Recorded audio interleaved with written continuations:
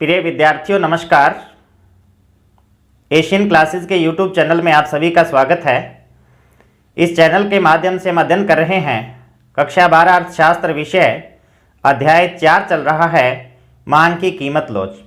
प्रिय विद्यार्थियों, गत क्लास में हमने अध्ययन किया मांग की कीमत लोच को प्रभावित करने वाले तत्व या कारक। चलते हैं हम इस अध्याय के नेक्स्ट टॉपिक पर, मांग की लोच की व्यय विधि। क्या है मांग की लोच की व्यय विधि? इस व्यय विधि का प्रतिपादन किया था मार्शल ने। यदि प्रश्न आता है कि मांग की कीमत लोच की व्यय विधि का प्रतिपादन किसने किया, तो वो मार्शल ने किया। 1 नंबर का प्रश्न एग्जाम में आ सकता है।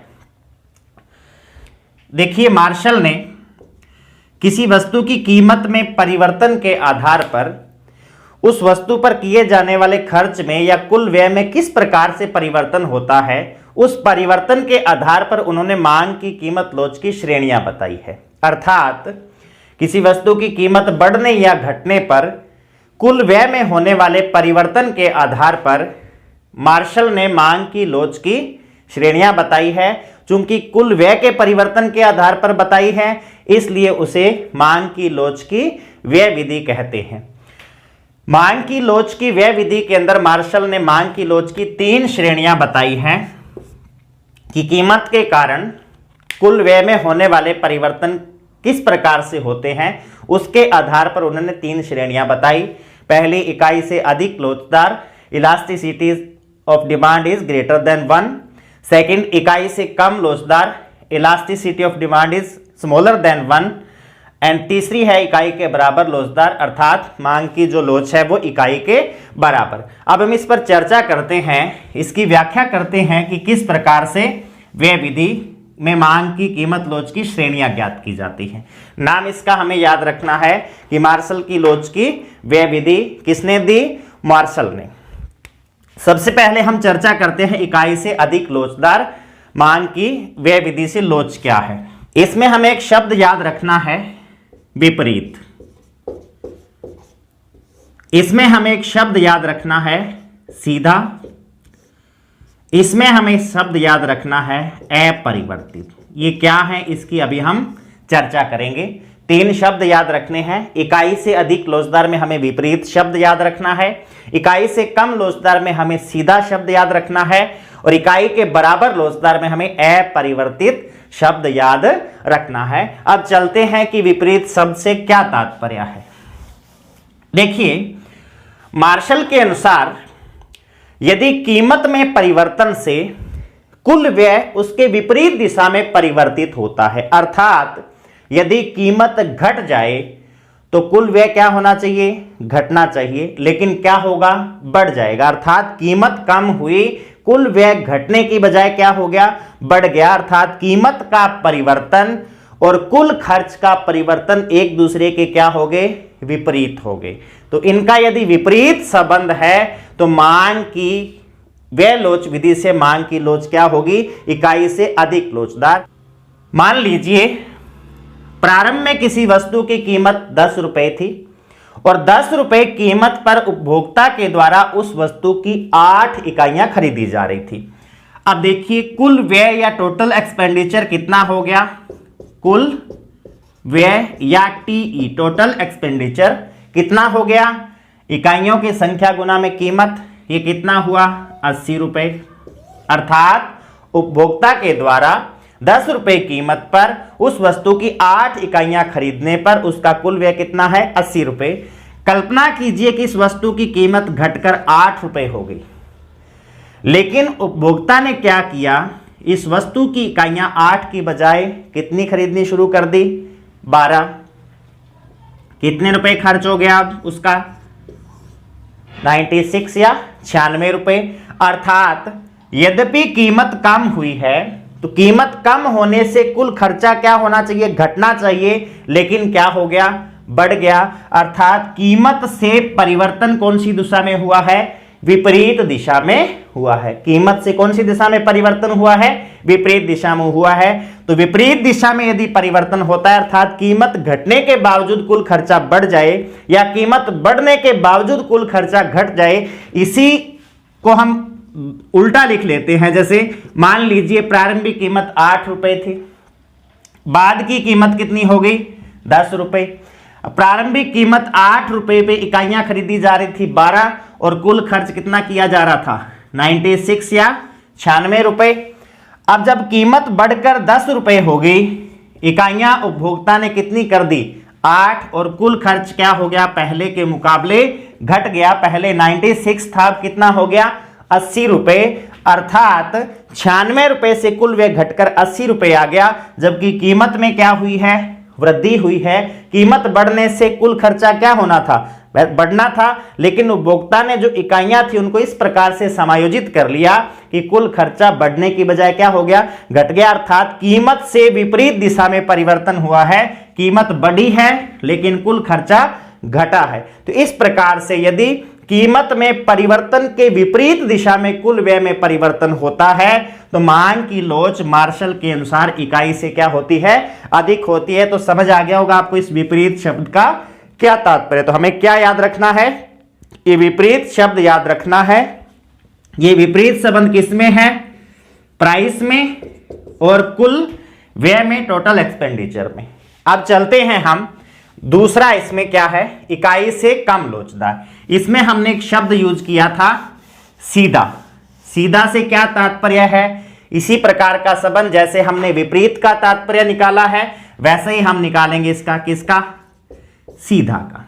इससे क्या तात्पर्य है, इससे यह तात्पर्य है कि जो कीमत में परिवर्तन है और जो कुल व्यय में परिवर्तन है वो एक ही दिशा में होता है। अर्थात यदि कीमत बढ़ती है तो कुल व्यय भी बढ़ता है और कीमत घटती है तो कुल व्यय भी घटता है। इसका भी हम एक उदाहरण लेते हैं जिससे हमें अच्छी तरह से समझ आ जाएगा।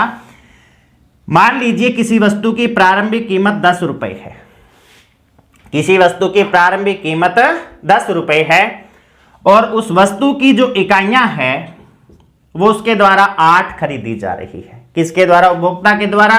और उस समय उसका कुल व्यय या टोटल एक्सपेंडिचर कुल व्यय कितना हो रहा है 80 रुपए। अब कल्पना कीजिए कि उस वस्तु की कीमत घटकर कितनी हो गई 8 रुपए। कीमत में क्या आई है कमी आई है। उपभोक्ता के द्वारा इकाइयों में कोई परिवर्तन नहीं किया गया।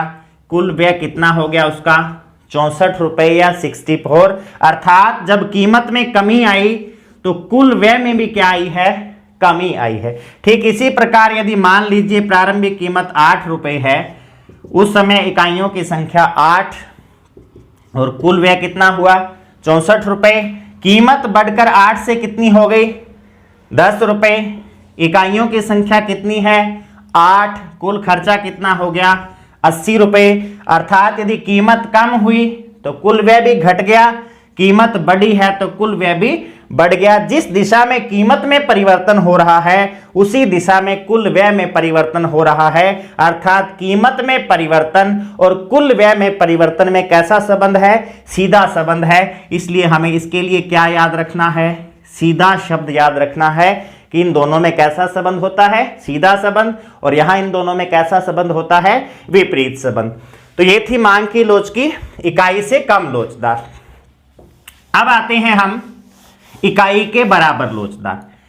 इससे क्या तात्पर्य है, इसके लिए भी हमने एक शब्द यूज किया अपरिवर्तित, अर्थात कोई परिवर्तन नहीं होगा कुल व्यय में अपरिवर्तित। इस शब्द को हमें क्या रखना है याद रखना है। आपको ये विधि याद करने में आसानी रहेगी। 3 शब्दों से आपकी ये पूरी विधि याद हो जाएगी, विपरीत संबंध, सीधा संबंध और अपरिवर्तित। हम एक उदाहरण लेते हैं कि मान लीजिए किसी वस्तु की प्रारंभिक कीमत 10 रुपए है। प्रारंभिक कीमत कितनी ले ली हमने 10 रुपए। 10 रुपए कीमत पर उस वस्तु की मांग मात्रा की इकाइयां कितनी है 8 है। और इस समय टोटल एक्सपेंडिचर या कुल व्यय क्या है ये कुल व्यय कितना होगा 80 रुपए, क्योंकि कीमत गुना इकाइयों की संख्या 80 रुपए हो गया। अब कल्पना कीजिए कि कीमत घटकर 8 रुपए हो गई। कीमत में क्या आई है कमी आई है। उपभोक्ता ने क्या किया इकाइयों का समायोजन करते हुए इकाइयों की संख्या कितनी कर दी 10, लेकिन कुल व्यय कितना रहा 80 रुपए। पहले वाला भी उतना ही है बाद वाला भी उतना ही है। अर्थात कीमत में परिवर्तन के बावजूद कुल व्यय अपरिवर्तित है। कीमत कम हुई है तो भी कितना रुपए है, 80 रुपए। हम दूसरा एक और एग्जांपल लेते हैं। मान लीजिए प्रारंभिक कीमत 8 रुपए है। इस समय उपभोक्ता के द्वारा 10 इकाइयां काम में ली जा रही है। कुल व्यय कितना हो गया, 80 रुपए। अब मान लीजिए कीमत बढ़कर 8 से कितनी हो गई, 10 रुपए। उपभोक्ता के द्वारा इकाइयों को 10 से घटाकर कितना कर दिया जाएगा, 8 रुपए। कुल व्यय कितना पड़ा है, 80 का 80 ही पड़ा है। अर्थात चाहे कीमत कम हो जाए चाहे कीमत बढ़ जाए, उपभोक्ता के द्वारा प्रत्येक कीमत पर मांग मात्रा की इकाइयों को इस प्रकार से समायोजित कर लिया जाता है कि जो उसका कुल व्यय है वो अपरिवर्तित रहता है। तो ऐसी दशा में मांग की जो लोच की व्यय विधि से जो क्या होती है, लोच इकाई के बराबर होती है। तो ये थी 3 श्रेणियां। किसके द्वारा दी गई ये विधि, मार्शल के द्वारा। नाम क्या है विधि का, व्यय विधि।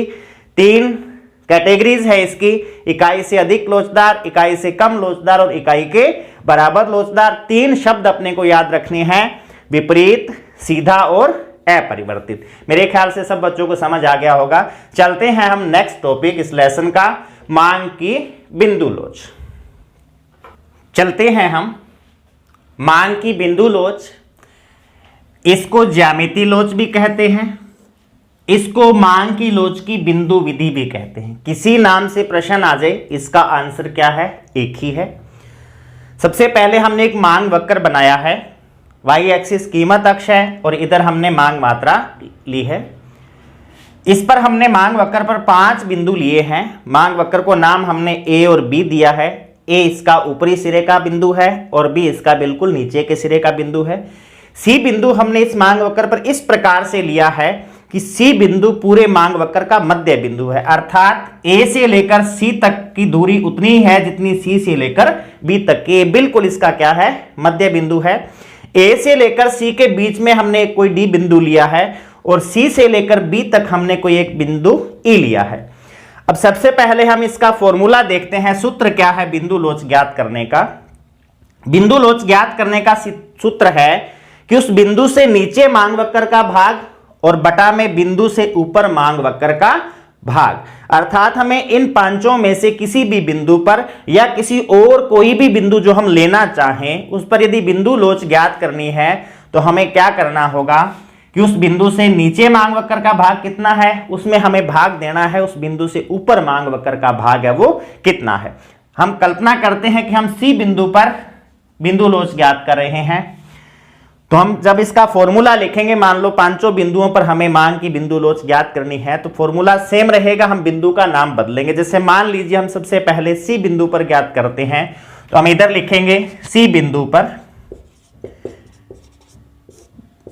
मांग की लोच। क्या लिखेंगे, सी बिंदु पर मांग की लोच। सी बिंदु पर मांग की लोच बराबर में फॉर्मूला क्या हो जाएगा। अब क्या लिखना है, बिंदु से नीचे मांग वक्र का भाग, तो क्या लिखेंगे, सी बिंदु से नीचे मांग वक्र का भाग, और फिर हमें नीचे लिखना है बिंदु से ऊपर मांग वक्र का भाग। चूंकि हम सी बिंदु पर ज्ञात कर रहे हैं तो यहां भी फॉर्मूला क्या हो जाएगा, सी बिंदु से ऊपर मांग वक्र का भाग। अब देखिए सी बिंदु से नीचे मांग वक्र का भाग कौन सा है, सी से लेकर बी तक। इसको आप सी बी या बी सी कोई भी लिख सकते हो।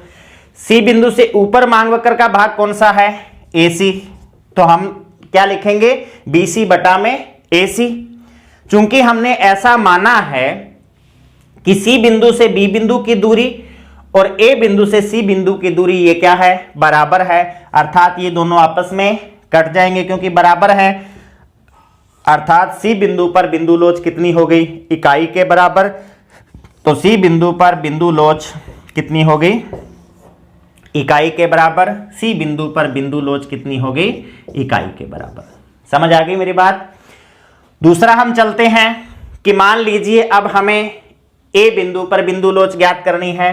तो जो हमने फॉर्मूला लिखा है, यहां लिखा था हमने सी बिंदु पर मांग की लोच, तो इस पर हम क्या लिख देंगे, ए बिंदु पर मांग की लोच। इसी प्रकार से यहां हमने लिखा सी बिंदु से नीचे मांग वक्र का भाग। चूंकि हम ए पर ज्ञात कर रहे हैं तो क्या लिखेंगे, ए बिंदु से नीचे मांग वक्र का भाग। फिर हमने नीचे भी लिखा सी बिंदु से ऊपर मांग वक्र का भाग। चूंकि अब हमें ए पर ज्ञात करनी है इसलिए इसकी जगह भी क्या लिखेंगे, ए बिंदु से ऊपर मांग वक्र का भाग। ए बिंदु से नीचे मांग वक्र का भाग कितना है, देखिए ए से लेकर बी तक, यानी पूरा का पूरा मांग वक्र ए बिंदु से क्या है, नीचे है। तो ये आ जाएगा ए बी। ए बिंदु से ऊपर मांग वक्र का भाग है ही नहीं, इसको हम लिखेंगे 0। तो किसी संख्या में यदि 0 का भाग दिया जाए तो भागफल क्या आता है, अनंत। अर्थात ए बिंदु पर इलास्टिसिटी ऑफ डिमांड या मांग की बिंदु लोच क्या है, अनंत है। यहां हम क्या लिख देंगे, ईडी बराबर अनंत। इसको हम और सरल तरीके से मात्र समझने के लिए कि कैसे और इसको गहराई से समझा जा सकता है, हम ऐसी कल्पना करते हैं। मैं एक उदाहरण लेता हूं कि मान लीजिए हमारा ये मांग वक्र, इसकी टोटल लंबाई 4 सेंटीमीटर है और प्रत्येक भाग वो 1 सेंटीमीटर का है। हमने ऐसा मान लिया कि सी बिंदु मध्य बिंदु हमने माना है, अर्थात 4 सेंटीमीटर में से नीचे वाला भाग भी कितना रह गया, 2 सेंटीमीटर, और ऊपर वाला भाग भी कितना रह गया, 2 सेंटीमीटर, क्योंकि सी बिंदु हमारा क्या है, मध्य बिंदु है। ये मात्र मैं आपको समझाने के लिए कर रहा हूं, हमें परीक्षा के अंदर इस प्रकार से मानते हुए नहीं लिखना है। परीक्षा के अंदर हमें उसी फॉर्मूले से करना है जो हमने अभी किया है। ये मात्र आपको बहुत अच्छी तरह से समझ आ जाए कि किस प्रकार से बिंदु लोच ज्ञात की जाती है। तो हमने 4 सेंटीमीटर की कल्पना कर ली कि 4 सेंटीमीटर है। चूंकि सी बिंदु को हमने इसका मध्य बिंदु माना है तो इसके नीचे भी कितना रह जाएगा, अर्थात सी से लेकर बी तक भी 2 सेंटीमीटर और ए से लेकर सी तक भी 2 सेंटीमीटर। अब हमने इस प्रकार से ये लिए ई और डी बिंदु कि ये भी इनके मध्य बिंदु हैं, अर्थात सी से लेकर ई तक भी 1 सेंटीमीटर है और ई से लेकर बी तक भी कितना है, 1 सेंटीमीटर है। इसी प्रकार से हमने ये भी मध्य बिंदु, इसका बिंदु इस प्रकार से लिया कि डी से लेकर सी तक भी 1 सेंटीमीटर है और ए से लेकर डी तक भी कितना है, 1 सेंटीमीटर है। ये मात्र हमारे समझने के लिए है, हमें परीक्षा में ये इस प्रकार से मानते हुए नहीं लिखना है। अब हम कल्पना करते हैं कि सी बिंदु पर बिंदु लोच ज्ञात करते हैं। पुनः इसको एक बार और समझ लेंगे साथ में। सी बिंदु पर बिंदु लोच ज्ञात करने के लिए हम फॉर्मूला क्या लिखेंगे, सी बिंदु पर मांग की बिंदु लोच क्या हो जाएगा, सी बिंदु से नीचे मांग वक्र का भाग और सी बिंदु से ऊपर मांग वक्र का भाग। पहले हम जो हमने नाम दिया है मांग वक्र को वो लिखेंगे। सी बिंदु से नीचे आ जाएगा बीसी और सी बिंदु से ऊपर आ जाएगा एसी। अब देखिए हमने जो मान लिए हैं, सी बिंदु से नीचे कुल मांग वक्र का भाग हमारे मान के अनुसार कितना है, 2 है। सी बिंदु से ऊपर भी कितना है, 2 है। 2 से 2 कटेगा, भागफल कितना आएगा, 1। अर्थात सी बिंदु पर मांग की बिंदु लोच कितनी हुई, 1 के बराबर हुई। मेरे ख्याल से सब बच्चों को समझ आ गया होगा। लेकिन परीक्षा में हमें ये वाला ये नहीं लिखना, क्योंकि हम ये मानेंगे नहीं परीक्षा में। ये हमारे मात्र किसके लिए है, समझने के लिए है। परीक्षा के अंदर हम सीधा इसको काट के बराबर क्या लिखेंगे, 1 और ईडी बराबर आ जाएगा 1। अर्थात सी बिंदु लिख सकते हैं हम नीचे टिप्पणी के रूप में। यहां जब इसको काटने से पहले आप एक टिप्पणी लिख सकते हो, चूंकि सी बिंदु ए बी मांग वक्र का मध्य बिंदु है, अर्थात बीसी बराबर क्या होगा, एसी। फिर आप इनको काट के 1 लिख दोगे तो एक टिप्पणी क्या लिखोगे, चूंकि सी बिंदु मांग वक्र ए बी का मध्य बिंदु है, अतः बीसी बराबर क्या होगा, एसी। फिर इनको आप काट के बराबर 1 लिख दोगे। अब इसी प्रकार से हम चलते हैं, ए बिंदु पर बिंदु लोच ज्ञात कर लेते हैं। ये ए बिंदु ले लिया, इसी प्रकार से इधर भी हमने क्या लिख दिया, ए बिंदु पर मांग की बिंदु लोच। इसी प्रकार से ए बिंदु से नीचे मांग वक्र का भाग बटा में ए बिंदु से ऊपर मांग वक्र का भाग। इसी प्रकार से हमने उसके डिजिट लिख देंगे, ए बी बटा में आ जाएगा, ऊपर है ही नहीं 0। अब चूंकि ए बी पूरी की पूरी मांग वक्र वाली रेखा है और कितना माना है हमने, 4, और बटा में आ जाएगा 0। 0 में का किसी भी संख्या में भाग देते हैं तो भागफल क्या आता है, अनंत आता है। तो ये ए बिंदु पर मांग की बिंदु लोच कितनी हो गई, अनंत के बराबर। लेकिन हमें ये वाला पार्ट परीक्षा के अंदर ना तो यहां लिखना है और ना ही ये वाला लिखना है। तो इसके आगे हम क्या लिखेंगे, चूंकि ए बिंदु से नीचे मांग वक्र का पूरा भाग है और ए बिंदु से ऊपर मांग वक्र नहीं है, अतः ए बी बटा में 0 बराबर हो जाएगा अनंत। अब हम चलते हैं बी बिंदु पर ज्ञात करते हैं। फॉर्मूला वही लिखेंगे, यहां लिखेंगे बी बिंदु पर मांग की लोच। इसी प्रकार से यहां लिखेंगे बी बिंदु से नीचे मांग वक्र का भाग। इसी प्रकार से यहां लिखेंगे बी बिंदु से ऊपर मांग वक्र का भाग। अब हम देखते हैं बी बिंदु से नीचे मांग वक्र का भाग कितना है 0, बी बिंदु से ऊपर सारा का सारा मांग वक्र है अर्थात ए बी। तो 0 में ए बी अब कितना है हमने माना है कितना 4, लेकिन हमें यह परीक्षा में नहीं लिखना, हमें सिर्फ माना है समझने के लिए। तो परीक्षा में हमें यहां से लिखना है चूंकि ए बी पूरा का पूरा मांग वक्र है और बी बिंदु से नीचे मांग वक्र का कोई भाग नहीं है, अतः बी बिंदु पर मांग की बिंदु लोच या इलास्टिसिटी ऑफ डिमांड क्या हो जाएगी 0 हो जाएगी। क्योंकि किसी संख्या का जब 0 में भाग देते हैं तो भागफल क्या आता है, यह आ जाएगी elasticity of demand is equal to 0। कौन से बिंदु पर, बी बिंदु पर। हमने ए, सी और बी 3 बिंदुओं पर मांग की बिंदु लोच को ज्ञात किया है। अब हम चलते हैं डी बिंदु पर।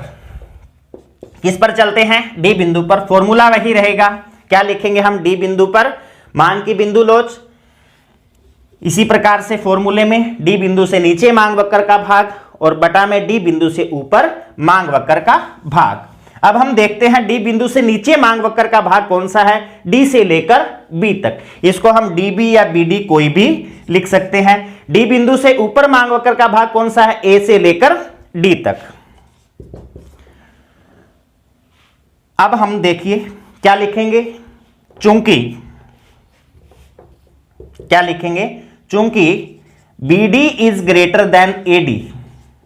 परीक्षा में इस प्रकार से लिखना है, चूंकि B D is greater than A D, अतः अब चूंकि बी डी बड़ा है ए डी क्या है, छोटा है। देखने में भी पता चल रहा है बी डी बड़ा भाग है और ए डी छोटा भाग है, तो भागफल क्या आएगा, 1 से बड़ा आएगा। बड़ी संख्या में जब छोटी संख्या का भाग दिया जाता है तो भागफल हमेशा 1 से बड़ा आता है, क्योंकि एक भागफल कब आता है, जब दोनों बराबर हों, और 1 से कम कब आता है, जब ऊपर वाली संख्या छोटी हो नीचे वाली संख्या बड़ी हो। अब ऊपर वाली बड़ी है नीचे वाली संख्या छोटी है, अर्थात भागफल 1 से बड़ा आएगा, अर्थात मांग की बिंदु लोच 1 से क्या होगी, ज्यादा। तो डी बिंदु पर मांग की बिंदु लोच क्या होगी, 1 से ज्यादा होगी, 1 से ज्यादा। ए पर अनंत है, डी बिंदु पर 1 से ज्यादा है, सी पर 1 के बराबर है, बी पर 0 है।